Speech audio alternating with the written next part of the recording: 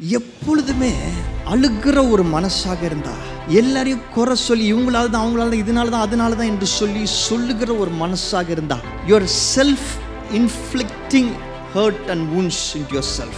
நம்ம யாரோ ஏதோ செஞ்சுட்டாங்கனால நம்ம ஒரு படி கீழே இருக்கிறோம், நம்ம விழுந்து கிடக்கிறோம், நம்ம அவ்வளோதான் என்று சொல்லி நினைக்காம, இல்லை அவங்களுக்கு நான் ப்ரூவ் பண்ணி காட்டணும், அவங்களுக்கு நான் ஜெயிச்சு காட்டணும்னு சொல்லி நினைக்கிறோம். அதெல்லாம் தேவையில்லை. நீங்கள் யாரையும் ஜெயிச்சு காட்ட வேண்டிய அவசியம் இல்லை. ஏனென்றால் ஏற்கனவே நீங்கள் ஜெயித்தவர்கள் தான். ஏனென்றால் உங்களை ரட்சித்த இயேசு கிறிஸ்து எல்லாவற்றையும் சிலுவையில் முடித்து ஜெயித்தார். The blood of Jesus is so powerful. இயேசு கிறிஸ்துவின் ரத்தத்தின் கீழே வரணும், இந்த புதிய உடன்படிக்கை கீழே வரணும். ஜெயத்தோடு கூட நம்ம வாழ்க்கையை வாழ கற்றுக்கொள்ள வேண்டும். உலகத்து வாசிகளாக அல்ல, கிரவுண்டில் இல்லை, உலகத்தின் காரியங்களுக்காக அல்ல, பரலோகத்தின் காரியங்களுக்காக.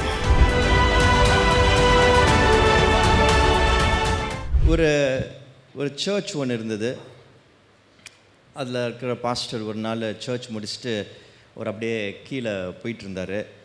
அப்போது அந்த சர்ச்சில் இருக்கிற 2 பேர் சண்டை போட்டுக்கிட்டு இருந்தாங்க.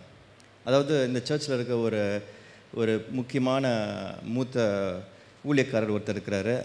அவர் ஒரு வாலிப பிள்ளையை போட்டு திட்டிக்கிட்டே இருக்கிறார், பயங்கரமாக திட்டுறாரு. இதை பார்த்த உடனே இந்த போதகருக்கு ஒரே மனசு கஷ்டமாயிடுச்சுன்னா, நம்ம ஆளுங்க 2 பேர் இப்படி சண்டை போட்டுக்கிறாங்களே அப்படின்னு சொல்லிட்டு திட்டிகிட்டு இருக்கிறார்.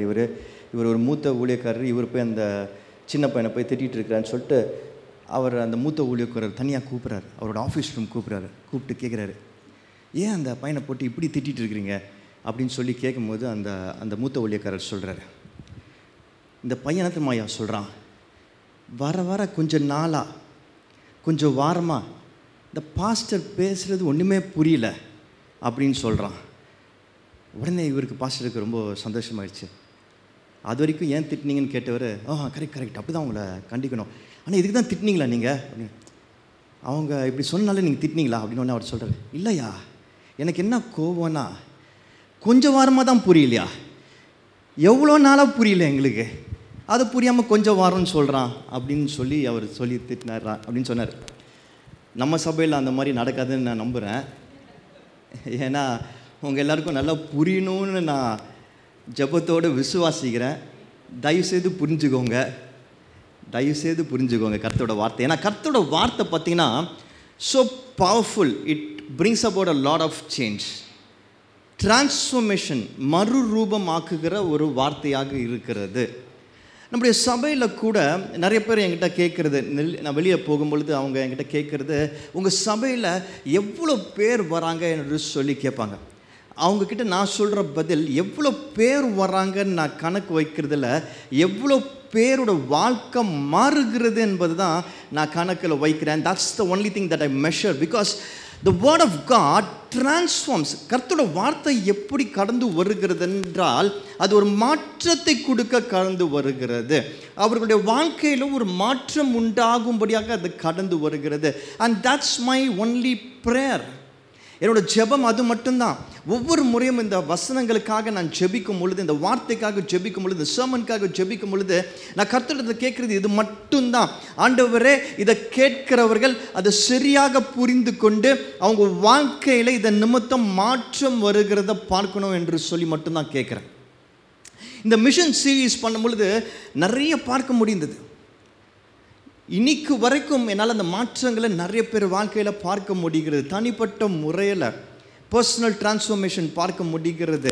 குடும்பங்களாக அவங்க வாழ்க்கையில் வருகிற மாற்றங்களை பார்க்க முடிகிறது. And this alone gives a preacher Joy. கர்த்தருடைய வார்த்தை கடந்து சென்று மாற்றத்தை உருவாக்குகிறது என்பது மட்டும்தான் அந்த பிரசங்கியாருக்கு சந்தோஷத்தை கொடுக்க முடியும். அண்ட் இந்த பிளட் ஆஃப் ஜீசஸ்லையும் அப்படிப்பட்ட ஒரு மாற்றம் வரும் என்பதை விசுவாசிக்கிறேன். ஏன்னா இந்த வசனங்கள், கர்த்தர் நமக்கு சொல்லிக் கொடுக்கிற இந்த வசனங்கள் கர்த்தருடைய அந்த திட்டத்தின்படி இயேசு கிறிஸ்துவுடைய ரத்தம் நமக்காக சிந்தப்பட்டதை குறிக்கிற வசனங்கள். and this definitely gives the change. இன்றைக்கும் அப்படியாக இந்த ரெட் சீரீஸ் ஆரம்பித்து 3வது வாரத்துக்குள்ளே கடந்து வந்திருக்கிறோம் இல்லையா? 3rd வீக்குள்ளே கடந்து வந்திருக்கிறோம். 2 வாரத்தில் கர்த்தர் பல காரியங்களை பேசினார். இந்த 3வது வாரத்தில் கர்த்தர் நம்மோடு கூட பேச போகிற காரியத்தை நம்ம தெரிந்து கொள்வதற்கு முன்பதாக ஒரு சின்ன ஆக்டிவிட்டி. ஸோ இந்த வாரம் ஆக்டிவிட்டி செய்வதற்கு மணின்னு ஒரு தம்பி ரொம்ப நாள் முன்னாடி பார்த்த ஞாபகம் இருக்குது. இப்போலாம் அடிக்கடி பார்க்கறதில்ல. வாங்க, வேகமாக ஓடி வாங்க. மணி என்கிற இந்த தம்பியை எத்தனை பேர் பார்த்துருக்கிறீங்க? எல்லாருக்கும் தெரியுமா? சரி, ஓகே. இது பேர் முகம் பார்க்குற கண்ணாடி. ஓகே, நீங்கள் என்ன செய்ய போகிறீங்கன்னா இந்த கண்ணாடியை பார்த்துக்கிட்டே இந்த கண்ணாடியில் என்ன தெரியுதோ அதை சொல்ல போகிறீங்க. என்ன தெரியுதோ அதை சொல்லுங்கள். மூஞ்சி தானே தெரியும். என்ன தெரியுதோ கண்ணாடியில் என்ன தெரியுதோ சொல்லுங்கள். என்னெல்லாம் பார்க்குறீங்க அதை சொல்லுங்கள். லைட்டு தெரியும். கண்ணாடியில் என்ன தெரியுதுன்னு? டிஷர்ட். சரி. பல்லு தெரியும். பல்லு. மைக் ஆனில் இருக்கா? ஓகே. அப்புறம் மூக்கு தெரியுது. கண்ணு தெரியுது. அதெல்லாம் எப்படி இருக்கு? நல்லா இருக்கா? கொஞ்சம் விவரித்து சொல்லுங்கள். ஏதாவது பெருசாக அங்கே பார்த்து சொல்லுங்கள் விவரித்து. என்ன தெரியுது? முடி தெரியுது. முடி தெரியுது. முடியில் நடுவில் ஏதோ பள்ளம்லாம் இருக்குது. ஸ்டைல் அது. சரி, ஓகே. என்ன வேறு என்ன தெரியுது? காது தெரியுது. Okay, thanks. மைக்கிள்னு ஒருத்தர் இருக்கிற அவரையும் ரொம்ப நாள் ஆச்சு கூப்பிட்டு. வாங்க, வேகமாக வாங்க. ஒரு அழகான முகம் தெரியுது. அழகான முகம் தெரியுது.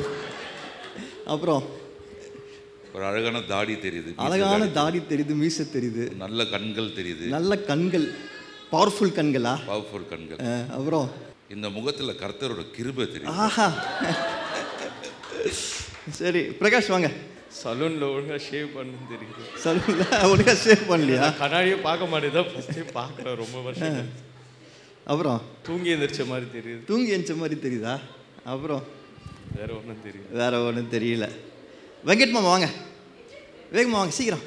முகம் மட்டும் தான் தெரியுது பாஸ்டர். முகம் தெரியுது. அப்புறம் அதில் நான் போட்டிருக்க கண்ணாடி தெரியுது. கண்ணாடி. சரி, ஓகே. வாங்க பிரதீஷ் வாங்க, வேகமாக வாங்க. இல்லை, நான் யோசிச்சது எல்லாமே நிறைய பேர் சொல்லிட்டாங்களா. ஒன்று என் ஒய்ஃப் வரும்போதே சொன்னேன், நரிச்ச முடி தெரியுதுன்னு சொன்னேன். Okay, thank you.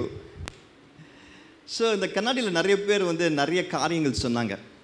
ஓகே, ஒவ்வொருத்தரும் அவங்க என்ன பார்க்குறாங்கன்றத சொன்னாங்க. எத்தனை பேருக்கு காலையில் எழுந்திரிச்சு கண்ணாடி முன்னாடி பேசுகிற பழக்கம் உண்டு? ரெமி மட்டும்தான் ஒட்டனை கை தூக்குனாங்க. எத்தனை பேருக்கு அந்த பழக்கம் இருக்குது? கண்ணாடி பார்த்து பேசுகிற பழக்கம் எத்தனை பேருக்கு இருக்குது?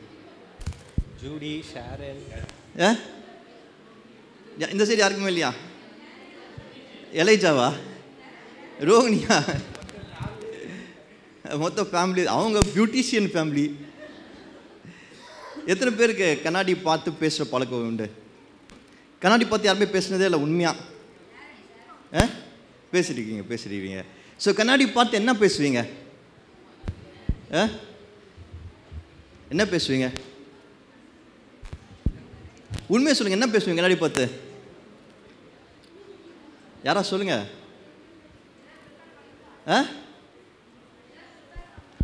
எதா ப்ரிப்பேர் பண்ணால் அதை சொல்லி பார்ப்போம் கண்ணாடி முன்னாடி. அப்புறம்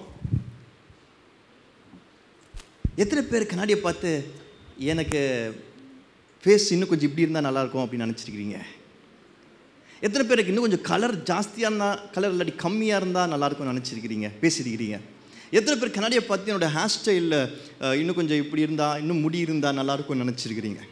எத்தனை பேர் உங்கள் ஃபீச்சர்ஸை பார்த்து, கண்ணு, காது, மூக்கை பார்த்து இது இப்படி இன்னும் பெட்டராக இருந்தால் நல்லாயிருக்கும்னு நினச்சிருக்கீங்க? எத்தனை பேர் கம்பேர் பண்ணியிருக்கீங்க கண்ணாடியை பார்த்து? அவங்க மாதிரி இல்லை, இவங்க மாதிரி இல்லையா என்று சொல்லி கம்பேர் பண்ணியிருக்காங்க. இல்லாட்டி அவங்க மாதிரி இருக்குது, இவங்கள மாதிரி இருக்குது நீங்களே நினச்சிருக்கிறீங்க? எத்தனை முறை கண்ணாடியை பார்த்து நம்ம பேசுகிறோம்? சத்தமாக பேசுவோம், சிலர்லாம் மனசுக்குள்ளே பேசுவோம். ஆனால் அந்த கண்ணாடி, when we look at the mirror, நம்ம ஒவ்வொரு முறையும் கொஞ்சம் யோசிச்சு பாருங்கள்.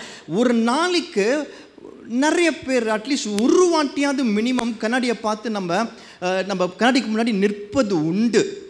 And every time when we stand before the mirror, இந்த கண்ணாடிக்கு முன்னாடி நிற்கும் பொழுது ஏதாவது ஒரு காரியத்தை நம்ம பேசுகிறோம். திரும்ப சொல்கிறேன், சத்தமாக பேசலாம், வார்த்தைகளாக வெளியே வார்த்தைகள் கேட்குற அளவுக்கு பேசலாம், இல்லாட்டி மனசுக்குள்ளேயே பேசிக்கலாம். But just think about it. Every time நம்ம அது கண்ணாடி முன்னாடி நிற்கும் பொழுது நம்ம பேசுகிறோம். ஆமாவா இல்லையா? ஏதாவது ஒரு காரியம் நம்ம பேசுகிறோம், நம்மை பற்றியே பேசுகிறோம். there's something that about us. நம்ம மனசில் இருக்கிற காரியங்கள், நம்ம பார்க்கிற காரியங்கள், something about us, நம்மை பற்றி பேசுகிறோம். எல்லா மனுஷனுக்கும் எல்லா மனுஷிக்கும் இப்படி ஒரு பேச்சு இருக்கிறது. நம்மை குறித்து ஒரு பேச்சு இருக்கிறது. we speak. இன்றைக்கு அதை குறித்து தான் பார்க்க போகிறோம். அந்த பேச்சை குறித்து நம்ம பார்க்க போகிறோம். we are going to see about what we speak. நம்ம என்ன பேசுகிறோம் என்பது ரொம்ப முக்கியமாக இருக்கிறது. நம் உள்ள இருந்து என்ன என்ன பேச்சு வந்துட்டு இருக்கிறது என்பது ரொம்ப முக்கியமாக இருக்கிறது. பாருங்க, நம்ம ஒரு காரியத்துக்காக உணர்ற சக மனுஷங்கிட்ட பேசுகிற விஷயத்தை பற்றி நான் இங்கே சொல்லலை.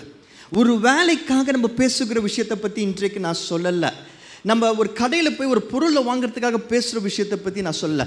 நான் சொல்லுகிற பேச்சு நம் ஆள் மனசிலிருந்து, நம்முடைய இன்னர் வாய்ஸ், நாம் என்ன என்ன என்ன என்று நம்மளுடைய ஐடென்டிட்டியாக நினைக்கிறோமோ, நம்மளுடைய சத்தமாக என்ன இருக்கிறது என்பது ரொம்ப முக்கியமாக இருக்கிறது. It's very very important. And அந்த பேச்சை பற்றி தான் இன்றைக்கு பேசுகிறேன். ஏன்னா இந்த பேச்சு தான் நம்மை உருவாக்குகிற ஒரு பேச்சாக இருக்கிறது. இந்த பேச்சு தான் நம்ம வாழ்க்கையை வடிவமைக்கிற பேச்சாக இருக்கிறது. இந்த பேச்சு தான் கர்த்தர் நமக்கு வச்சிருக்கிற திட்டத்தை நம்ம வாழும்படியாக செய்கிற ஸ்பீச்சாக இருக்கிறது. And I'm going to talk about that speech which is going to model your life. அந்த பேச்சை குறித்து இன்றைக்கு நாம் வசனத்தில் பார்க்க போகிறோம். We are going to talk about it in the Bible verse எபிரேயர் 12ஆம் அதிகாரம் 24ஆம் வசனம். எபிரேயர் 12ஆம் அதிகாரம் 24ஆம் வசனம் எடுத்து வாசிப்போமா? புது உடன்படிக்கையின் மத்தியஸ்தராகிய இயேசுவிடத்திற்கும் ஆபேலினுடைய இரத்தம் பேசினதை பார்க்கிலும் நன்மையானவைகளை பேசுகிற இரத்தமாகிய தெளிக்கப்படும் இரத்தத்திற்கும் வந்து சேர்ந்தீர்கள். To Jesus, the mediator of the new covenant, and to the blood of sprinkling that speaks better things than that of Abel. இந்த வசனத்தை ரத்தத்தை குறித்து, இயேசு கிறிஸ்துவின் ரத்தத்தை குறித்து இங்கே நம்ம வாசிக்கிற இந்த வசனத்தை வாசிக்கும் பொழுது it's a very special verse என்பதை நம்ம தெரிந்து கொள்ள முடியும். இந்த ஹீப்ரூஸில் எபிரேயரில் எழுதப்பட்டிருக்கிற இந்த பகுதி வந்து it is a beautiful passage, ரொம்ப ஒரு விசேஷமான passage. நம்ம இதை குறித்து நம்ம வாசிக்கும் பொழுது 11ஆம் அதிகாரத்திலும் இதை குறித்து நம்ம வாசிக்க முடியும். இதை குறித்து நம்ம தொடர்ந்து இந்த பகுதியில் வாசிக்கும் போது இது ரொம்ப தெளிவுபடுத்த நினைக்கிறாரு இது எழுதினவர். என்ன சொல்கிறாருன்னா, 2 மவுண்டனை குறித்து இங்கே பேசுகிறார். நீங்கள் பார்க்கும்பொழுது இந்த பேசேஜ்லாம் ஃபுல்லாக அப்புறம் வாசிக்கும் பொழுது 2 மவுண்டனை குறித்து வாசிக்கிறாரு. ஒன்று மவுண்ட் சினாய் என்பதை குறித்து பேசுகிறார், இன்னொன்று வந்து மவுண்ட் சியோன் மலையை குறித்து பேசுகிறார். இது 2 என்ன மலைகள்? சினாய் மலை என்றால் என்ன, சியோன் மலை என்றால் என்ன? சினாய் மலையின் அடிவாரத்தில் தான் இஸ்ரவேல் ஜனம் காத்து கொண்டிருந்தாங்க. எதற்காக காத்து கொண்டிருந்தாங்கன்னா, கர்த்தரோட வார்த்தை வருவதற்காக. மோசே அங்கே போய் தான் அவர் கர்த்தரோட வார்த்தைகளை வாங்கி கொண்டு வந்தார். So people were waiting, they were trembling, பயத்தோடு கூட காத்து கொண்டிருந்தார்கள் என்று சொல்லி வசனங்கள் சொல்லுகிறது. ஒரு பயம் இருந்தது அவங்களுக்குள்ள ஒரு பயம் இருந்தது. அந்த பயத்தோடு கூட காத்து கொண்டிருந்தாங்க. ஆனால் சயனில் அவங்க காத்து கொண்டிருக்கும் பொழுது அவங்களுடைய காத்திருப்பு வேற மாதிரி இருக்கிறது. இந்த பேசேஜ் நம்ம வாசிக்கிற இந்த 12ஆம் அதிகாரம் முழுமையாக பார்த்தீங்கன்னா இது எதை குறிக்கிறது என்றால், கர்த்தருக்குள்ள நாம் புதிய உடன்படிக்கைக்குள்ள வருகிறதை பற்றி குறிக்கிறது. நீங்கள் இந்த பேசேஜை வாசிக்கும்போது அதான் சொல்லப்பட்டிருக்கிறோம். நம்மலாம் இப்போ ஒரு புதிய உடன்படிக்கைக்குள்ளே வந்திருக்கிறோம். இந்த அசம்பிளி ஆஃப் காட் ஜாய்ஃபுல்லாக எல்லாரும் வந்திருக்கிறோம். இந்த புதிய உடன்படிக்கை இந்த புதிய உடன்படிக்கையை நமக்கு கொடுத்தது யாரு? இயேசு கிறிஸ்து இஸ் த மீடியேட்டர் என்று சொல்லப்படுகிறது இந்த வசனத்தில். மீடியேட்டர். இந்த புதிய உடன்படிக்கை இயேசு கிறிஸ்துவின் ரத்தம் சிந்தப்படுகிறதுனால நமக்கு அதில் ஒரு பியூட்டிஃபுல்லான பிளேஸ் இருக்கிறது என்பதை நமக்கு சொல்லுகிறது. பழைய உடன்படிக்கையில் பாருங்க, பழைய உடன்படிக்கையில் பல கட்டளைகள் இருந்தது. அங்கே பாவத்திலிருந்து வெளியே வருவதற்கு அங்கே ஒரு மிருகத்தை அவங்க பலியிட வேண்டியது இருந்தது. அந்த இரத்தத்தினால தான் அவங்களுக்கு பாவ நிவாரணி என்று சொல்லி நம்பியிருந்தாங்க. ஆனால் புதிய உடன்படிக்கையில் இயேசு கிறிஸ்து நமக்காக எல்லாவற்றையும் சிலுவையில் முடித்து தன் ரத்தத்தை சிந்தினார் என்று சொல்லி நம்ம பார்க்கிறோம். But today I'm going to show you something very, very beautiful. அவர்தான் மீடியேட்டர். அவர் மூலமாக நம்ம ஒரு புதிய உடன்படிக்கைக்குள்ளே வந்திருக்கிறோம். ஆனால் அந்த வசனத்தில் நம்ம வாசிக்கிறோம்,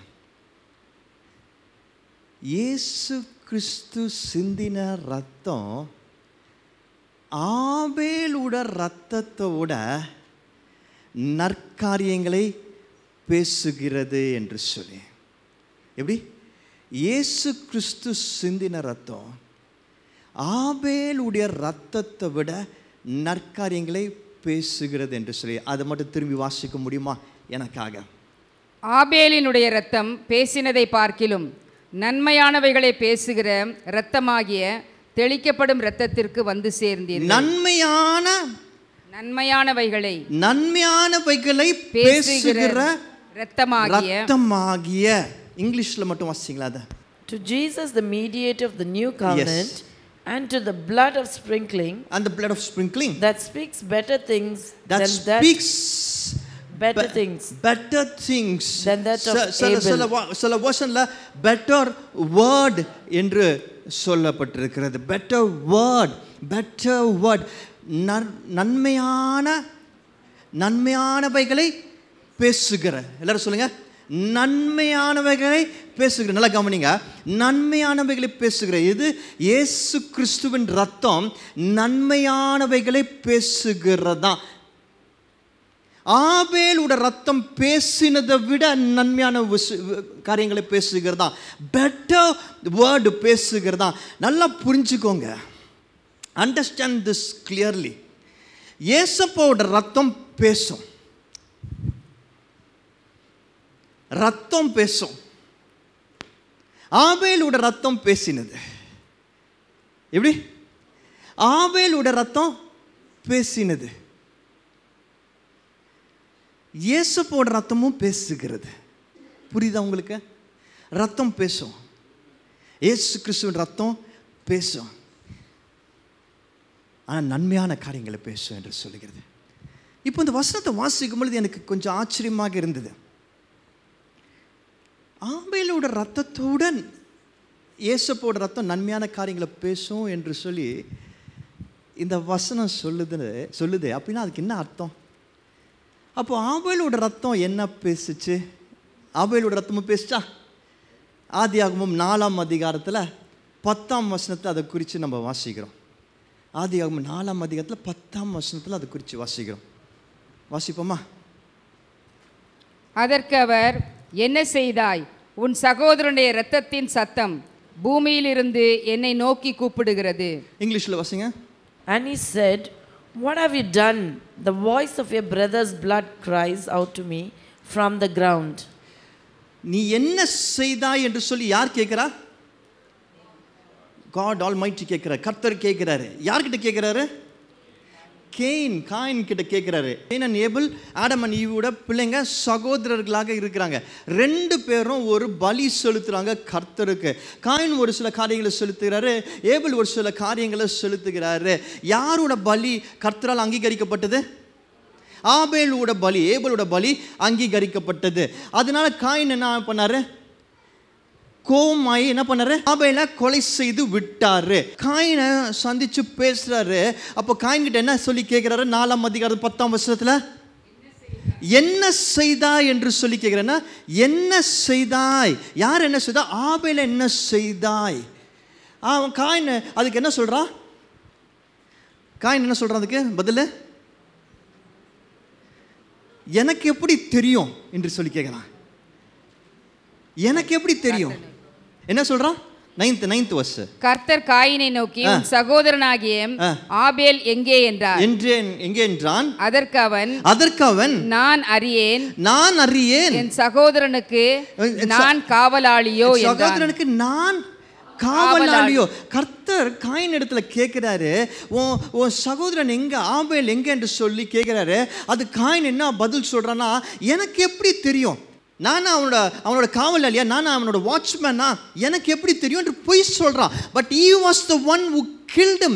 அவன் தான் கோபம் அடைஞ்சு அவனை கொலை செஞ்சு அதை மறைக்க பார்த்தான். கர்த்தர் கேட்கும்போது பொய் சொல்றான். ஆனா அதை மறைக்க முடியல. ஏனென்றால் அந்த ஆபேலோட ரத்தம் கர்த்தரோட பேசுகிறதா இருக்கிறது. அதான் கர்த்தர் சொல்றாரு, அந்த ரத்தம் என்கிட்ட பேசுது. I could hear the voice of your brother. அந்த ரத்தத்தில் கேட்குது என்று சொல்லுகிறார். ரத்தம் பேசுச்சு, ஆபேலோட ரத்தமும் பேசுச்சு. இங்கே நம்ம வாசிக்கிறோம் இயேசு கிறிஸ்துவோட ரத்தமும் பேசுகிறது. இப்போ ஆனால் இதுக்கும் அதுக்கும் என்ன வித்தியாசம் நம்ம வாசிச்சோன்னா, இயேசு கிறிஸ்துவோட ரத்தம் ஆபேலோட ரத்தத்தோட நன்மையான காரியங்களை பேசுகிறது, பெட்டர் வேர்டை பேசுகிறது. அது எப்படி? இந்த ரத்தமும் பேசுது, இந்த ரத்தமும் பேசுது. அப்போ என்ன பெட்டரான வேர்டு அது பேசுகிறது என்று சொல்லும் பொழுது நாம் ஒரு காரியத்தை இன்றைக்கு தெரிஞ்சு கொள்ள போகிறோம். We are going to see something very powerful today. ஆபேலோட ரத்தம் சாதாரணமாக பேசவில்லை. we see a big difference. ஒரு பெரிய சேஞ்சை பார்க்குறோம். அதுதான் நம்ம பார்க்க போகிறோம். 3 காரியங்கள் உங்களுக்கு இப்போ காண்பிக்க போகிறேன். ஆபேலோட ரத்தம் என்ன பேசினது, இயேசு கிறிஸ்துவோட ரத்தம் என்ன பேசுகிறது என்பதை உங்களுக்கு காண்பிக்க போகிறேன். ஆனால் I want to tell you before that, அந்த ஸ்லைடுக்குள்ளே அவங்க போகிறதுக்கு முன்னாடி நான் உங்களுக்கு ஒரு காரியத்தை நான் இன்றைக்கி சொல்ல ஆசைப்படுறேன். ஆபேலுடைய ரத்தத்தின் உடன்படிக்கையில் நம்ம இல்லை, நம்ம இயேசு கிறிஸ்துவுடைய ரத்தத்தின் உடன்படிக்கையில் இருக்கிறோம். எல்லாரும் சொல்லுங்களேன், நம்ம எந்த உடன்படிக்கையில் இருக்கிறோம்? இயேசுவின் ரத்தத்தின் உடன்படிக்கையின் கீழே நம்ம இருக்கிறோம். we are under the covenant of the blood of Jesus Christ. இயேசுவோட ரத்தத்தின் கீழே நம்ம இருக்கும் பொழுது நமக்குள்ளே இருக்கிற அந்த வாய்ஸ், நாம் பேசுகிற அந்த காரியம் நன்மைகளை மட்டுமே பேசுகிற ஒரு ஆசீர்வாதத்தை, விடுதலையை பெற்றிருக்கிறது. எல்லா மனுஷிக்குள்ளேயும் ஒரு வாய்ஸ் இருந்துகிட்டே இருக்கிறது. அது மேபி சில சீசனுக்கு ஏற்ற மாதிரி மாறலாம், சில சூழ்நிலைகளுக்கு ஏற்ற மாதிரி மாறலாம், நம்ம சந்திக்கிற சில காரியங்களுக்கு ஏற்ற மாதிரி மாறலாம், நம்மளை சுற்றி இருக்கிற நபர்களுக்கு ஏற்ற மாதிரி மாறலாம். ஆனால் இந்த ஒரு சத்தம் நமக்குள்ளே இருக்கிறது, அது நம்மளை ஏக்கி கொண்டு இருக்கிறது. this voice is actually directing us. நம்மளோட மூடு அதுதான் நிர்ணயிக்கிறது.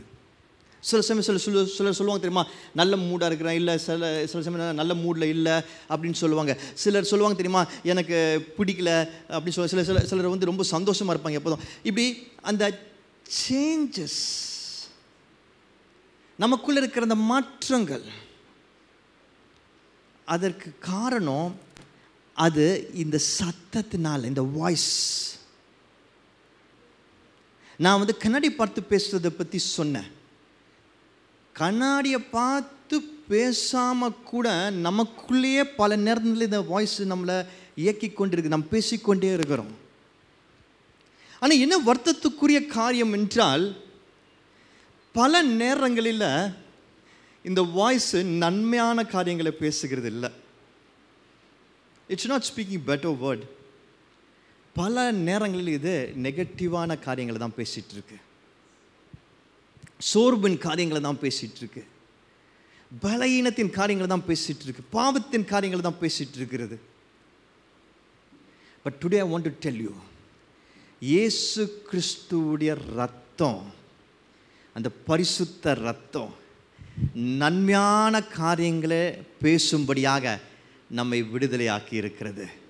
நம்மை புதிய உடன்படிக்கையின் கீழ் கொண்டு வந்திருக்கிறது. We are under the new covenant by the blood of Jesus Christ. And if you are under the new covenant, அந்த இயேசுவின் ரத்தம் என்ற புதிய உடன்படிக்கையின் கீழ் நம்ம வந்திருந்தோம்னா நன்மையான காரியங்களை, நன்மையான விஷயங்களை மட்டும் பேசுகிற வாய்ஸ் நமக்கு இருக்கணும். இந்த வித்தியாசத்தை உங்களுக்கு இப்போ காண்பிக்க போறேன். ஆபேலுடைய ரத்தம் பேசின காரியம் என்ன? ஆபேலுடைய ரத்தத்தை குறித்து அந்த வசனத்தில் நம்ம வாசித்தோம் இல்லையா? 4ஆம் அதிகாரம் 10ஆம் வசனம். அது மட்டும் கொஞ்சம் திரும்பி வாசிங்க எனக்காக. அதற்கு அவர், என்ன செய்தாய்? என்ன செய்தாய்? உன் சகோதரனுடைய இரத்தத்தின் சத்தம். சகோதரனுடைய, நல்லா கவனிங்க எல்லாரும், சகோதரனுடைய இரத்தத்தின் சத்தம் பூமியில் இருந்து என்னை நோக்கி கூப்பிடுகிறது. என்னை நோக்கி கூப்பிடுகிறது. இங்கிலீஷ்ல, and he said, what have you done? What have you done? What have you done? The voice of your brother's blood. The voice of your brother's blood cries out to me. நல்லா note பண்ணிக்கோங்க. என்ன சொல்லுது? Voice of your brother's blood cries out to me. Cries unto me என்று சொல்லுகிறது. தமிழ் மொழிபெயர்ப்புல சில மொழிபெயர்ப்புல இது ரொம்ப கூப்பிடுகிறது என்று சாதாரணமாக எழுதியிருக்கிறாங்க. ஆனால் ஒரிஜினல் மொழிபெயர்ப்புல இந்த ரத்தம் என்ன செய்கிறதா, ஆபேலோட ரத்தம் என்ன செய்கிறதா, கர்த்தரை நோக்கி அழுகிறது. It's crying. அழுது சத்தம் இடுகிறது. அந்த ரத்தம் அழுது கொண்டிருந்தது. எதற்காக அழுது கொண்டிருந்தது? Why was it crying? என்னை கொலை செஞ்சுட்டான், எனக்கு இப்படி பண்ணிட்டான், என் வாழ்க்கையை முடிச்சுட்டான், என் நிலைமை இப்படி ஆயிடுச்சு, எல்லாமே முடிஞ்சு போச்சு என்று சொல்லி அந்த ரத்தம் அழுதது என்று சொல்லி வசனம் சொல்லுகிறது. பாருங்க, ஆபேல் அந்த பழைய உடன்படிக்கையில் இருக்கிறவர்கள், அவர்களுடைய சத்தம் இன்றைக்கும் இப்படியாக தான் இருந்து கொண்டே இருக்கிறது. எல்லாவற்றிற்கும் அழுது கொண்டிருக்கிற ஒரு சத்தமாக இருக்கிறது. I want you to analyze, assess your own self. நீங்க உங்களையே கொஞ்சம் அனலைஸ், அசஸ் பண்ணணும் என்று சொல்லி இந்த நேரத்தில் ஆசைப்படுகிறேன். நீங்க எந்த உடன்படிக்கையில் இருக்கிறீங்க? பழைய உடன்படிக்கையில் தான் இன்னும் இருக்கிறீங்களா என்பதை இதை வச்சு தெரிஞ்சுக்கலாம். எப்போ பார்த்தாலும் எது கெடுத்தாலும் அழுகிற ஒரு சத்தமாக உங்கள் சத்தம் இருக்கிறதா?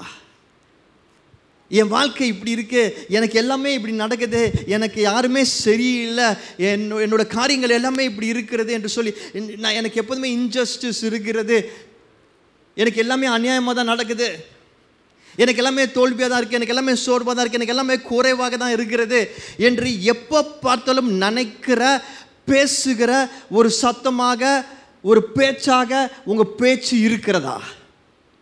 If you are speaking like that, நீங்கள் பழைய உடன்படிக்கையின் கீழே இருக்கிறீங்க. ஆபேலோட ரத்தம் அப்படி தான் இருந்தது. ஆனால் இயேசு கிறிஸ்துவோட ரத்தம் என்ன பேசுகிறது? கம்பேஷன் பேசுகிறது, மனதுருக்கத்தை பேசுகிறது. அது என்ன தெரியுமா சொல்லுது? அந்த இயேசு கிறிஸ்துவோட ரத்தம் என்ன தெரியுமா சொல்லுது? எனக்கு ஏதாவது ஒரு சோர்வோ ஒரு பலவீனமோ வருது, நான் எப்போதும் என்ன செய்வேன்? நார்மலாக நான் பழைய உடன்படிக்கையில் இருக்கும்போது நான் என்ன செய்வேன்? மற்றவர்களை குறை சொல்வேன், சூழ்நிலைகளை குறை சொல்வேன், நான் அழுது கொண்டே இருப்பேன், எனக்கு மட்டும் இப்படி பண்ணுறாங்க என்று அழுவேன். ஆனால் இயேசு கிறிஸ்துவின் ரத்தத்தின் உடன்படிக்கை கீழே புதிய உடன்படிக்கைக்குள்ளே வந்தால் எனக்கு ஒருவேளை எனக்கு எதிராக இல்லாட்டி என்னை ஏதாவது ஒரு காயப்படுத்துகிற காரியங்கள மனுஷங்களோ யாரோ செஞ்சால் கூட என்னுடைய பேச்சு எப்படி இருக்குமோ, அவங்க ஏன் இப்படி செய்கிறார்கள் என்று சொல்லி தெரியாமல் செய்கிறார்கள் பிதாவே, அவர்களை மன்னியுங்க என்கிற கம்பேஷன் வேர்டாக இருக்கும். நான் சொல்கிறேன் பாருங்களேன், when you are able to forgive somebody, when you are able to understand somebody, அவங்க ஏதோ ஒரு பாவம், அவங்க இன்னைக்கு இப்படி பேசிட்டாங்க நம்மள, ப்ராப்ளி அவங்களுக்கு ஏதோ பிரச்சனை இருக்குது போல இருக்குது, அவங்களுக்காக நம்ம ஜெபிக்கணும். இல்லாட்டி அவங்கள உட்கார வச்சு அதை புரிஞ்சுக்க முயற்சி செய்யணும். ஏன் என்னாச்சு உங்களுக்கு, ஏன் இந்த மாதிரி நீங்கள் பேசுகிறீங்க, ஏதாவது ப்ராப்ளமா உங்களுக்கு என்று சொல்லி அவங்கக்கிட்ட பேசணும், அண்டர்ஸ்டாண்ட் பண்ணணும், அவங்களுக்காக ஜெபிக்கணும். இல்லாட்டி புரிஞ்சுக்கிட்டு நம்ம ஒதுங்கி போயிடணும், அவங்களை இன்னும் காயப்படுத்தக்கூடாது. when you have this compassion, இந்த மனதுருக்கம் உங்களுக்குள்ளே ஆப்ரேட் பண்ணும் பொழுது நான் சொல்கிறேன், உங்களுக்குள்ள ஒரு பெரிய ஃப்ரீடம் இருக்கும், உங்களுக்குள்ள ஒரு பெரிய சமாதானம் இருக்கும், உங்களுக்குள்ள ஒரு பீஸ் இருக்கும். நல்லா கவனிங்க நான் சொல்கிறத. I'm got into the very important portion. இது உங்களுக்கு ஒரு பெரிய ஃப்ரீடம் கொடுக்கும்.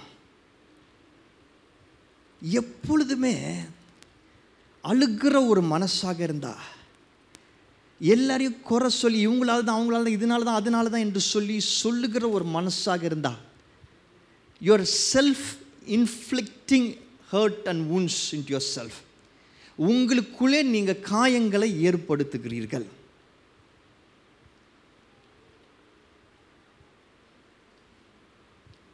It damages you more. உங்கள் மனசை மட்டும் இல்லை, உங்கள் ஹெல்த்தி, உங்கள் பாடியும் டேமேஜ் பண்ணும். அதே மனதுருக்கத்தின் ஒரு பேச்சாக இருந்தா அது உங்களுக்குள்ள ஃப்ரீடமாக கொடுக்கும். உங்களால் நிம்மதியாக தூங்க முடியும், நல்லா சாப்பிட முடியும், நீங்கள் செய்ய வேண்டிய காரியங்கள்லாம் சந்தோஷமாக செய்ய முடியும். Nothing will stop you. இந்த புதிய உடன்படிக்கையின் ரத்தத்தின் கீழ் நீங்கள் வந்திருந்தீர்கள் என்றால் உங்களுக்குள்ள க்ரைங் ஸ்பிரிட் இருக்காது, கம்பேஷன் ஸ்பிரிட் இருக்கும். ரெண்டாவது பாருங்க, இந்த ஆபேலோட ரத்தம் எதற்காக அவரை கூப்பிட்டது, அழுதது என்றால் பழி தீர்க்க, வெஞ்சன்ஸ். அவனுக்கு இதை செஞ்சுட்டான், அவனை சும்மா விடக்கூடாது. அவனை கொலை செஞ்சுட்டான், அவனை சும்மா விடக்கூடாது. அவன் என்னை விழ வச்சுட்டு அவனை சும்மா விடக்கூடாது. அவன் என்னை காயப்படுத்தினா சும்மா விடக்கூடாது. அவன் என்னோட முன்னேறி போயிட்டான், அவன் சும்மா விடக்கூடாது. அவன் இந்த வார்த்தைகளை என்னை பேசிட்டான், அவனை சும்மா விடக்கூடாது. பழி வாங்குற ஒரு எண்ணம் நமக்கு இயற்கையாகவே பல நேரத்தில் இருக்குது. அது இன்றைக்கி சோஷியல் மீடியா காலங்கள்லாம் வந்த பிறகு இது அதிகமாக பார்க்க முடிகிறது. யாராவது ஒருத்தர் ஒரு கமெண்ட் போட்டால் திரும்பி ஒரு கமெண்ட் போடணுன்றது ஒரு துடிப்பு இருக்கிறது. மாற்றி சண்டை போட்டுக்கிறத நம்ம சோஷியல் மீடியாவில் பார்த்துக்க முடிகிறது. ஜஸ்டிஃபை பண்ணணும்னு நினைக்கிறோம். we want to justify ourselves. யாராவது ஒருத்தர் நம்மளை ஏதாவது கிண்டல் பண்ணால் திரும்பி நம்ம அவங்களுக்கு கிண்டல் பண்ணால் தான் நமக்கு சந்தோஷம். அவங்களுக்கு கவுண்டர் கொடுக்கணும். somehow you want to prove yourself. சில நேரங்களில் பாருங்கள், நம்ம பேசக்கூட மாட்டோம். யாராவது நம்மளை ஏதாவது சொல்லிட்டாங்க வச்சுக்கணும், நம்ம பேசக்கூட மாட்டோம். ஆனால் அவங்க முன்னாடி அவங்களோட பெரிய ஆளாக நான் ஆய் காட்டுறேன் பார். somewhere we want to justify ourselves. ஏதாவது ஒரு விதத்தில் ப்ரூவ் பண்ணி காட்டணும்னு நினைக்கிறோம். நான் சொல்கிறேன், ஸ்லைட்டஸ்டாக கூட, சிறிதளவு கூட இந்த எண்ணங்கள் உங்களுக்குள்ளே இருந்துச்சுன்னா நீங்கள் பழைய உடன்படிக்கையில் தான் இருக்கிறீங்க. உங்களை அனலைஸ் பண்ணி பாருங்க.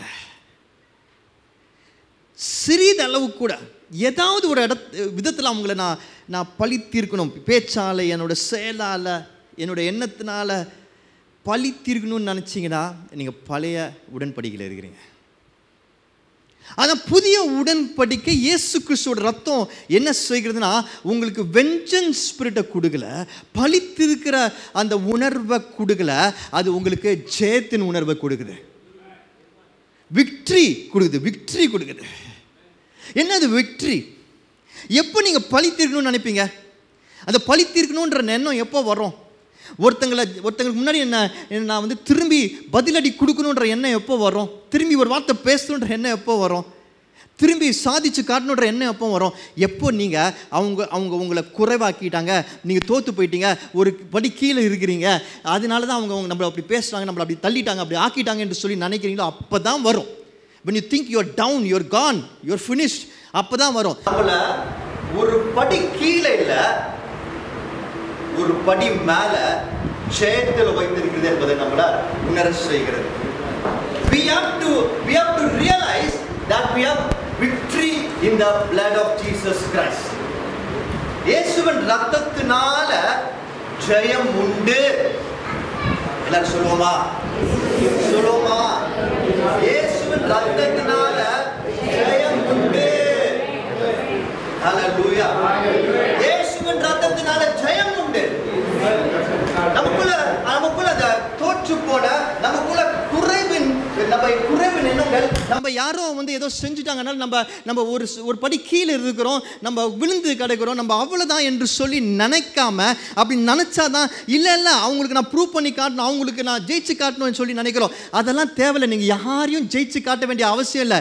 ஏனென்றால் ஏற்கனவே நீங்கள் ஜெயித்தவர்கள் தான். ஏனென்றால் உங்களை ரட்சித்த இயேசு கிறிஸ்து எல்லாவற்றையும் சிலுவையில் முடித்து ஜெயித்தார். That gives you a sense of fulfillment. ஒரு சென்ஸ் ஆஃப் ஃபுல்ஃபில்மெண்ட்டை நமக்குள்ளே கொடுக்குது இல்லை? நான் சொல்கிறது புரியுதா புரியலையா? கவனிக்கிறீங்களா கவனிக்கலையா? தயவு செய்து பழி தீர்க்கணும்னு நினைக்காதீங்க. யாரையும் அவங்களுக்கு ப்ரூவ் பண்ணி காட்டணும்னு நினைக்காதீங்க. ஜஸ்டிஃபை பண்ணணும்னு நினைக்காதீங்க. அது அவசியம் இல்லை. நீங்கள் யாருக்கும் கீழே எதுக்கும் கீழே நீங்கள் அடிமட்டத்தில் இல்லை. நீங்கள் ஜெயித்தவர்கள். You have victory by the blood of Jesus Christ. நீங்கள் ஜெயிச்சிட்டீங்க. இனிமேல் நீங்கள் ஏசப்பாக்காக மட்டும் ஓடணும். ஃபியர் ஆஃப் காட் இருந்தால் போதும். கர்த்தருக்குரிய பயம் இருந்தால் போதும். அதற்கேற்ற ஒரு வாழ்க்கையை வாழ்ந்தால் போதும். ஹல்லேலூயா. கடைசியாக ஆபேலோட ரத்தத்துக்கும் பழைய உடன்படிக்கைக்கும் இந்த புதிய உடன்படிக்கைக்கும் இருக்கக்கூடிய மிக முக்கியமான ஒரு வித்தியாசத்தை சொல்கிறேன். இந்த பழைய உடன்படிக்கையின் ரத்தம், ஆபேலோட ரத்தம் என்ன பண்ணுச்சு? அழுதுது என்று சொல்லி பார்த்தோம். அது பழி வாங்குகிற சத்தமாக இருந்துச்சு என்று பார்த்தோம். இன்னொரு காரியம், அதில் முக்கியமான காரியம் இருக்குது. ஒரே ஒரு வாசிக்கிறீங்களா? அதை அந்த வசனத்தை மட்டும் ஒரே ஒரு முறை. 10ஆம் வசனம் 4ஆம் அதிகாரம், ஆதியாகமம் 4ஆம் அதிகாரம் 10ஆம் வசனம். அதற்கு அவர், என்ன செய்தாய்? என்ன செய்தாய்? உன் சகோதரனுடைய இரத்தத்தின் சத்தம். உன் சகோதரனுடைய இரத்தத்தின் சத்தம் பூமியிலிருந்து. எங்கிருந்து? பூமியிலிருந்து. எங்கிருந்து? பூமியிலிருந்து என்னை நோக்கி கூப்பிடுகிறது. இங்கிலீஷ்ல என்ன போட்டிருக்கு? From the ground. எங்கிருந்து? பூமியிலிருந்து, கிரவுண்ட்ல இருந்து. ஆபேலோட ரத்தம் எங்கிருந்து அவரை பார்த்து அழுதது? பூமியில இருந்து அழுதது. பூமியில் அது இருக்கு. அந்த பூமியிலிருந்து அது அழுகிறத பார்க்கிறோம். ஆனா இயேசு கிறிஸ்துவோட ரத்தம், இயேசு கிறிஸ்துவோட ரத்தத்தை பற்றி சொல்லும் பொழுது என்ன சொல்லப்பட்டிருக்கிறது? sprinkled blood of Jesus. தெளிக்கப்பட்ட ரத்தம் என்று சொல்லப்படுகிறது. இயேசுவோட ரத்தம் எப்படி? தெளிக்கப்பட்ட ரத்தம். sprinkled. ஆபேலோட ரத்தம் எப்படி? பூமியிலிருந்து. இயேசுவோட ரத்தம் எப்படி? தெளிக்கப்பட்ட ரத்தம். நல்லா கவனிச்சுக்கோங்க. பூமியிலிருந்து ஒரு ரத்தம் பேசுகிறதுனா அது பூமியில் மண்ணில் இருக்கிற ஒரு ரத்தம். தெளிக்கப்படுகிற ரத்தம்னா எங்கேருந்து தெளிக்கப்படணும்? பூமியிலேருந்து தெளிக்கப்படுமா? மேலே இருந்து தான் தெளிக்கப்படும். From the heavens. From the heavens. பரலோகத்திலிருந்து தெளிக்கப்படுகிற ரத்தமாக இருக்கிறது. நல்லா கவனிச்சுக்கோங்க. உங்களுடைய சிந்தனைகள், உங்களுடைய எண்ணங்கள் எப்பொழுதுமே பூமிக்குரிய காரியங்களை பற்றியே யோசித்து கொண்டே இருக்குமே என்றால், உலகத்தின் காரியங்களை பற்றியே பயந்து கொண்டே இருக்கும் என்றால், உலகத்தின் மனுஷங்க அடுத்த நேரம், அடுத்த வேலை, இந்த பணம், அந்த சொத்து, இந்த சாப்பாடு என்று சொல்லி அதை குறித்து எப்பொழுது பயந்து கொண்டே இருக்கும் என்றால், அதற்கு தோற்று போய் கொண்டே இருக்கும் என்றால், அதில் நம்ம ஒரு தோல்வியே பார்த்துட்டு இருக்கோம் என்றால், we are so materialistic, we are so greedy, we are so selfish. சரீர இச்சைகள் இதெல்லாம் நமக்குள்ளே இருக்குமே என்றால் பழைய உடன்படிக்கையில் தான் இன்னும் இருக்கிறோம். we still in the old covenant. பயம் இருக்குது நமக்கு. எத்தனை பேர் பிஸ்னஸ் பண்ணுறீங்க? இங்கே எத்தனை பேர் பிஸ்னஸ் பண்ணுறீங்க? கை தூக்குங்க. பிஸ்னஸ் பண்ணுறவங்களுக்கெல்லாம் உங்களுக்கு ஒரு ப்ரெஷர் இருக்கும். என்ன ப்ரெஷர் இருக்கும்? கஸ்டமர்ஸ், அந்த பிஸ்னஸுக்கான வாடிக்கையாளர்கள் கிடைக்க வேண்டும் என்று சொல்லி ஒரு ப்ரெஷர் இருக்குமா? அந்த ப்ரெஷர் நிமித்தம் நம்ம என்ன செய்வோம்? அந்த வாடிக்கையாளர்களை எப்படியாவது நம்ம பிஸ்னஸை அவங்க ஆதரிக்க, அதில் ஒரு கஸ்டமராக மாறுறதுக்கு நம்ம சில காரியங்களை நம்ம செய்வோம். அந்த அந்த சில நேரங்களில் அந்த வாடிக்கையாளர்கள் இல்லை என்று சொன்னால் நம்ம என்ன பண்ணோம்? அவங்களை எப்படியாவது வர வைக்கிறதுக்கு முயற்சிகள் எடுக்கிறோம். we are under pressure. So அந்த ப்ரெஷர் என்ன பண்ணும்? பல சமயத்தில் எப்படியாவது அவங்கள வர வச்சலாம் என்று சொல்லி நினைக்க வைத்தது என்றால், உங்களை காம்ப்ரமைஸ் பண்ண வச்சது என்றால், உங்களை வசனத்திற்கு மாறாக சில காரியங்களை செய்ய வச்சது என்றால், நீங்கள் இயேசுப்பாவோட பிள்ளை என்பதை அவங்க உணராதபடிக்கு உங்களை வாழ வச்சது என்றால், உங்களை சில விஷயங்களை செய்ய வச்சது என்றால், நீங்கள் மெட்டீரியலிஸ்டிக்காக திங்க் பண்ணுறீங்க. ஏன்னா உங்களுக்கு பயம். உங்களுக்கு என்ன பயம்? என்னோட பிஸ்னஸில் எனக்கு பலன் கிடைக்காதா, கஸ்டமர்ஸ் வர மாட்டாங்களா என்று ஒரு பயம் என்ன செய்து உங்களை வார்த்தையிலேருந்து வெளியே கொண்டு போய் அதில் உலகத்தில் என்ன செய்கிறாங்களோ, மற்ற மனுஷங்க என்ன செய்கிறாங்களோ அதை செய்ய வைக்குது. நல்லா கவனிச்சுக்கோங்க. நீங்கள் அதே பிஸ்னஸில் அதே வாடிக்கையாளர்களை வர வைக்கிறதுக்கு நீங்கள் வசனத்தின் அடிப்படையில் எந்த இடத்திலும் இயேசு கிறிஸ்து மெய்தேவன் என்பதை காம்ப்ரமைஸ் பண்ணாமல் சத்தியத்தின்படி வாழ்ந்து அதை செய்தீர்கள் என்றால் நீங்கள் புதிய உடன்படிக்கையில் இருக்கிறீங்க. இது உங்கள் குடும்பத்திலும் பொருந்தும், இது உங்கள் வேலையிலும் பொருந்தும். Sometimes we are so much under pressure, we are so scared, ரொம்ப பயம். என்ன பயம்னா, எனக்கு இது கிடைக்குமா, எனக்கு இது நடக்குமா, இது நடக்காதா என்று சொல்லி பயம். அந்த பயத்தின் நிமித்தம் உலக பிரகாரமாக பல காரியங்களை செஞ்சிடறோம். We are so much in the ground. வசனம் அதான் சொல்லுகிறது, உலகத்தின் காரியங்கள் அல்ல, எல்லாவற்றுக்கும் மேலான காரியங்களை, பரலோகத்தின் காரியங்களை. நம்ம பரலோக வாசிகள். Our citizenship is in heaven. ஐயா நான் சொல்கிறேன், நீங்கள் என்ன தான் இங்கே எவ்வளோ சொத்து ரெஜிஸ்டர் பண்ணாலும் சரி, எவ்வளோ பணம் சேர்த்து வச்சாலும் சரி, எவ்வளோ உலகத்தின் காரியங்களை ஆடம்பரங்களை நீங்கள் உங்களுக்கென்று சேர்த்து கொண்டு அதுக்காக ஓடினாலும் சரி, இது நிரந்தரம் கிடையாது.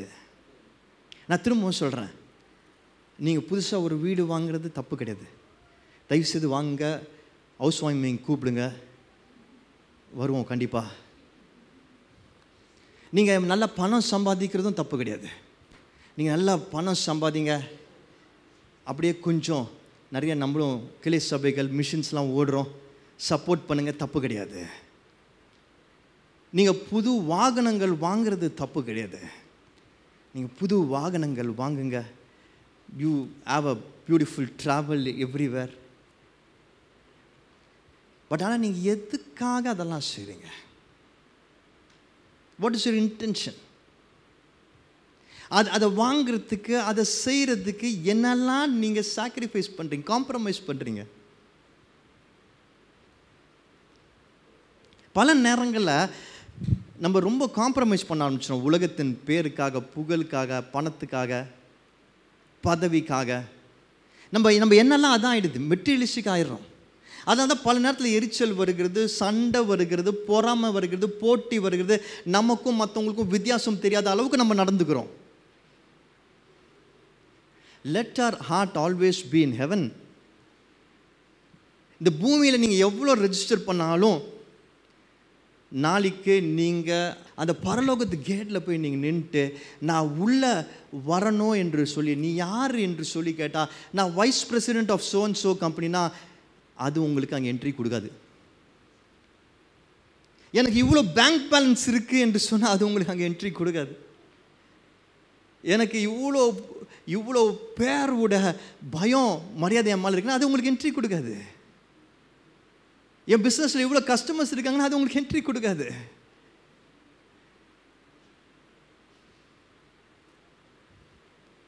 There is a different reward in heaven. we can live a successful life in the world. But அதுக்காக நீங்கள் கர்த்தரோட வார்த்தையை காம்ப்ரமைஸ் பண்ணிங்கன்னா கண்ணு மூடி கண்ணு திறக்கிறதுக்குள்ளே இந்த வாழ்க்கை முடிஞ்சு போயிடும். கொஞ்சம் யோசித்து பார்த்தீங்கன்னா உங்கள் வாழ்க்கையை திரும்பி பார்த்தீங்கன்னா உங்களுக்கே தெரியும். இப்போ தான் பிறந்து வளர்ந்து அம்மா நம்மளை அழ ஸ்கூலில் போய் விட்டு எல்கேஜியில் சேர்ந்த மாதிரி இருக்கும். ஆனால் இப்போ பார்த்தா நம்மளுக்கு ஆல்ரெடி 50 வயசு ஆகிருக்கும். எவ்வளோ வேகமாக வாழ்க்கை ஓடிச்சுன்னு நம்ம திரும்பி பார்ப்போம், யோசிப்போம். ஓடிடும் ஃபாஸ்ட்டாக ஓடிடும். நான் எப்படியாவது அடுத்தது ஒரு பைக்கை வாங்கினேன், எப்படியாவது அடுத்தது இவ்வளோ ரூபாவை நான் சேர்த்து வச்சுனேன், எப்படியாவது என் பேங்க் பேலன்ஸ் இவ்வளோ வந்துடும் சொல்லி நம்ம அது ஒரு நிரந்தர சந்தோஷம் கொடுக்குன்னு சொல்லி ஓடுறோம். ஆனால் அது ஓடிட்டு இருக்கும்போதே நீங்கள் அந்த ஒரு குறிப்பிட்ட அமௌண்ட் பேலன்ஸ் வரும்போது சைடில் கூடவே சுகர் வந்துடும். இல்லாட்டி பிள்ளைங்க வளர்ந்துருப்பாங்க, அவங்க பல பிரச்சனைகளோடு வந்துடுவாங்க. இங்கே நீங்கள் காசு சேர்த்து வச்சுட்டு அப்பா ஒரு இலக்கை அடைஞ்சிட்டேன்னு நினைக்கும் பொழுது அங்கே பிள்ளையோட பிரச்சனை பெரிய பிரச்சனையாக இருக்கும். இந்த இலக்கை நீங்கள் சந்தோஷமாக கொண்டாட முடியாத அளவுக்கு அந்த பிரச்சனை உங்களுக்கு பெருசாக இருக்கும். சரி, அதை சரி பண்ணி பார்க்கும் பொழுது அங்கே உங்கள் திடீர்னு உடம்புல ஏதாவது பிரச்சனை வரும், போய் பார்த்தா அதுக்கு வேறு ஏதாவது ஒன்று சொல்லுவாங்க. இப்படியே ஓடிட்டே இருப்போம். திரும்பி பார்த்தா வாழ்க்கை கொஞ்ச நாள் முடிச்சு போயிடும். Just a fraction. நீங்கள் நினச்சி கூட பார்க்காத அளவுக்கு ஃபாஸ்ட்டாக போவோம். என்ன பிரயோஜனம்? நத்திங். ஒன்றுமே கிடையாது. பரலோகம் தான் நமக்கு நிரந்தரம். இப்போ இதை பற்றி சொல்கிறவங்களெல்லாம் சிலருக்கு கிண்டலாக இருக்கும், இதையே சொல்லிட்டு இருக்கிறாங்களே அப்படின்னு சொல்லிட்டு. ஆனால் ஒரு விஷயத்தை புரிஞ்சுக்கணும், 2000 வருஷமாக இதையே சொல்லிட்டு இருக்கிறாங்கன்னா அது அப்போ எவ்வளோ தூரத்துக்கு சத்தியமாக இருக்கிறது. 2000 வருஷமாக எத்தனையோ பேர் பணத்தை பற்றி எவ்வளோ விஷயம் சொன்னாங்க. அது மாறிட்டே இருக்கா இல்லையா? 500 ரூபாய் நோட்டு ஒரு நாளில் காலி ஆயிடுச்சு, மாறிடுச்சு. இப்போது நோட்டே காசே யாரும் யூஸ் பண்ணுறதில்ல, கார்டு தான் யூஸ் பண்ணுறாங்க. அதுக்கப்புறம் அது டிஜிட்டல் பேமெண்ட் ஆயிடுச்சு, ஃபோன் தான் யூஸ் பண்ணுறாங்க. அமெரிக்காலலாம் சில கடைகள்லாம் இருக்குது, அங்கே போய் நீங்கள் அமேசான் ஃப்ரெஷ்ன்னு நினைக்கிறேன் அது பேர், அங்கே போய் நீங்கள் ஒரு பொருளை வாங்கிட்டு திரும்ப நீங்கள் அங்கே போய் பில்லிங் கவுண்டரில் பே பண்ணணுன்னு அவசியமே கிடையாது. நீங்கள் அந்த பொருளை எடுத்துகிட்டு நீங்கள் கடைக்கு வெளியே வந்தீங்கன்னா தானாக உங்கள் ஃபோனில் சார்ஜ் ஆகிடுமா அமேசான் அக்கௌண்ட்டில். ஃபோனை கூட வெளியே எடுக்க வேண்டாம், அப்படிலாம் ஒரு சிஸ்டம் வந்துட்டுருக்கு. ஸோ இப்போ பணத்தை குறித்த காரியங்கள், பணம் தான் பிரதானம் என்று சொல்லிட்டு பணத்தை குறித்த காரியங்கள் மாறிட்டே இருக்குது. It's just changing. ஆனால் இந்த சத்தியம் மாறவே இல்லை. சத்தியம் எத்தனை வருஷம் ஆனாலும் இப்படி தான் இருக்குது. அப்போ அது சத்தியம் தானே. அப்போ அது பணம் மாறிட்டு இருக்க, பணம் போய் தானே. எது சத்தியம் அப்போ? What is the truth? This is the truth. இன்னும் எத்தனை வருஷங்கள் ஆனாலும் இந்த சத்தியம் மாறாது. நிச்சயமாக ஒரு நாள் நம்மை படைத்தவரை நம்ம சந்திச்சு தான் ஆகணும். அன்னைக்கு தான் தெரியும் நம்ம நிரந்தரமாக எங்கே இருக்க போகிறோம் என்று சொல்லி. அது வரைக்கும் உலகத்தின் காரியங்களுக்காக, உலகத்தின் அற்ப விஷயங்களுக்காக என்னை மதிக்கல, எனக்கு இருக்கு இல்லை, என்னை இப்படி பண்ணிட்டாங்க பண்ணலை என்று சொல்லி நீங்கள் அடிச்சுக்கிறதும் அழுது கொள்கிறதும் waste of time. You are on the ground by doing this.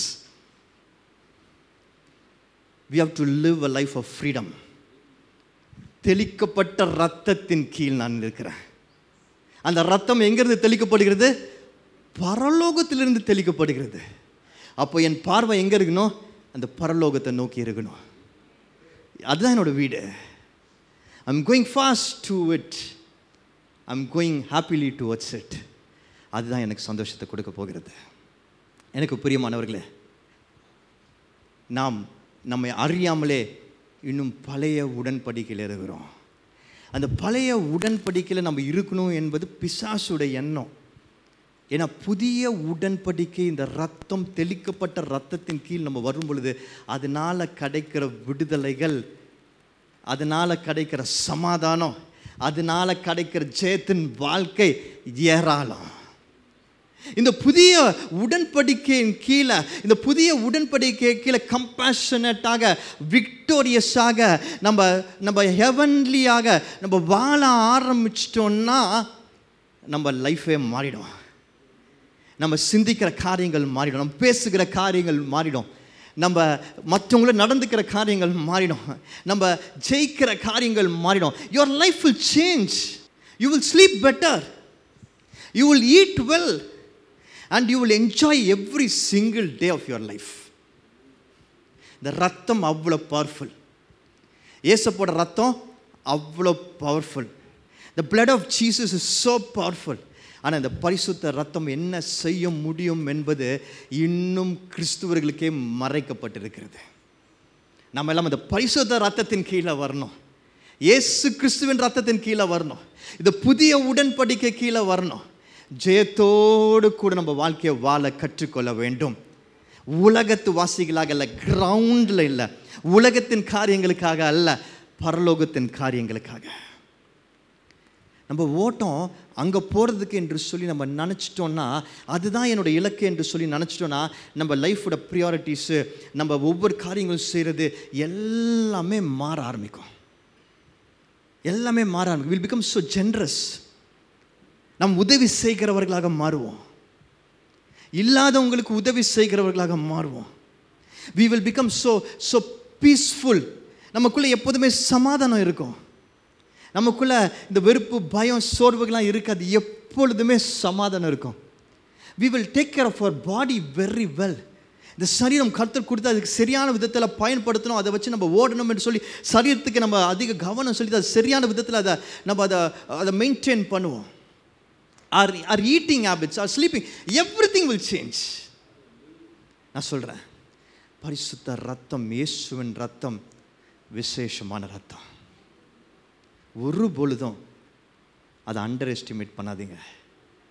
அதோட அர்த்தத்தை புரிந்து கொள்ளுங்க. அண்ட் டோன்ட் அலவ் உலகத்தின் காரியங்களும் உலகத்து மனுஷங்களையும் உங்களை ஸ்டாப் பண்ண விடாதீங்க. Because you are free by the blood of Jesus Christ. You are free by the blood of Jesus Christ. ஒவ்வொரு நாளும் இதை ஆபத்தில் வச்சு வாழ ஆரம்பிங்க. என்னோட டெஸ்டினேஷன் பரலோகம். அதற்காக நான் ஓடுவேன் என்று சொல்லி நீங்கள் வாழ்க்கையை வாழ ஆரம்பிச்சிங்கன்னா உங்கள் வாழ்க்கை மிகுந்த ஆசீர்வாதமும் சந்தோஷமும் சமாதானமும் நிறைந்ததாக மாறும்.